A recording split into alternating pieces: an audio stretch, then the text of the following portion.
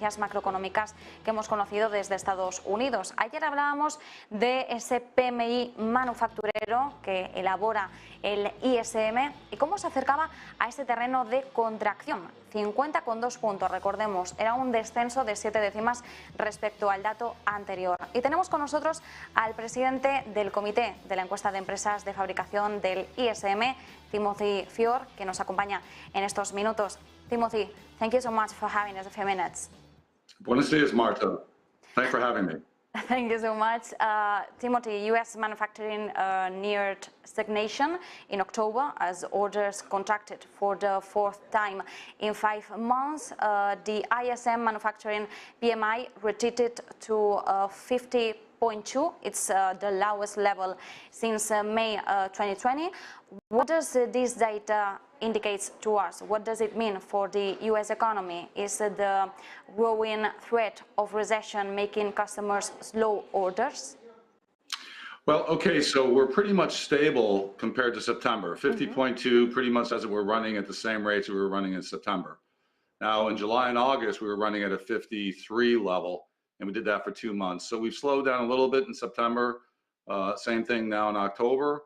But we're actually doing better than the rest of the world. You know that the PMI in China is contracting and the PMI in the Eurozone is contracting too. So the story behind the PMI this month is really that the supplier constraints are nowhere near as serious as they have been. Our supplier delivery number is now indicating that suppliers are delivering faster for the first time in many, many months. In the past, they've been delivering slower, but not quite as slow. This is the first time that we've gone into a contraction on supplier delivery. So that means suppliers are delivering faster.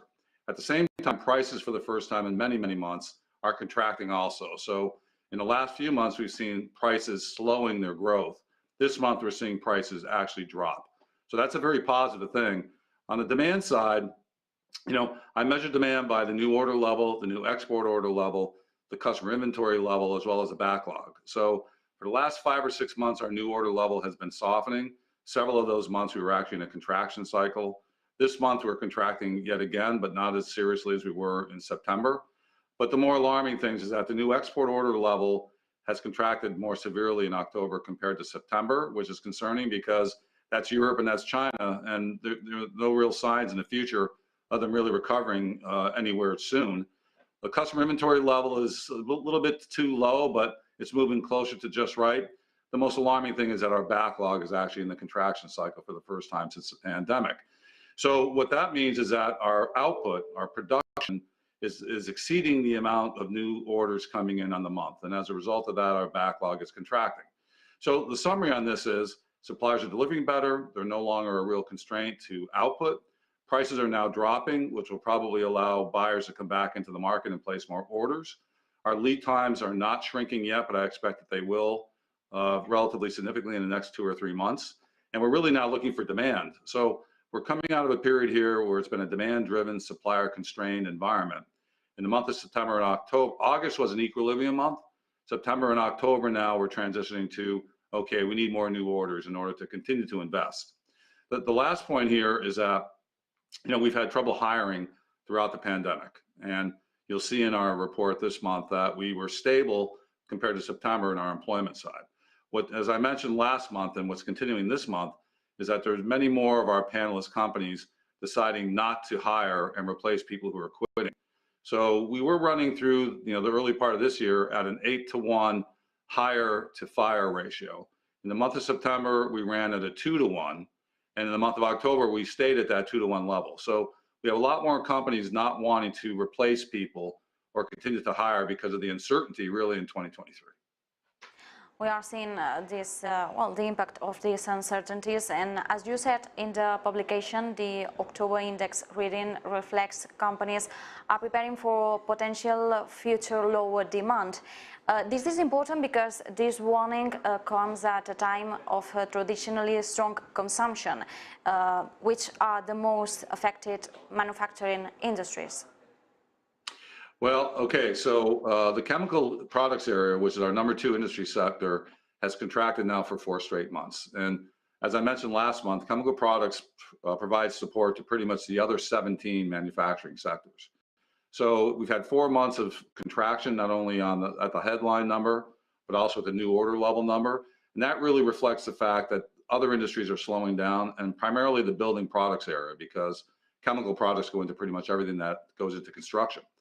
This month, we also had computer and electronics, our #1 industry sector, contract mildly. Think 49. Remember, expansion is above 50. So, but it's the first time that that's happened. And a lot of that has to do with the fact that the new order levels have really softened there because there was a lot of over ordering. And the third industry sector that contracted was food and beverage, which is our #5 industry sector, about 11% of the manufacturing economy. And that's slightly contracting too, but I think that's going to recover in the November, December timeframe. So our big 6 industry sectors that make up 70% of manufacturing, 40 points of that is in a contraction environment. So on the positive side, our machinery and transportation equipment pieces, as well as our petrochemical product side, are expanding, and they're actually helping buoy up the PMI. And those, especially the transportation equipment and machinery index, are durable goods or long life stuff, and we think that they were impacted primarily by the supplier constraints, which slowed down their ability to peak, which they normally do, so that they should remain in a growth profile, well into 2023. So that's kind of what's happening. I mean, I expect the computer and electronics sector to come back into expansion. I expect food and beverage to do the same. I don't expect chemicals to come back to expansion. I expect the transportation equipment area to stay in an expansion mode, but it's very possible machinery may fall into a contraction sometime in January. So that's a summary on the 18 industry sectors. I very closely watch the top 6 because I figure that's 70% of manufacturing GDP. Where they go, the PMI, manufacturing PMI goes with it. Thank you so much for this analysis, Timothy Fiore. A pleasure. You bet. Thanks, Marta. See you next month. Pues nos veremos el mes que viene.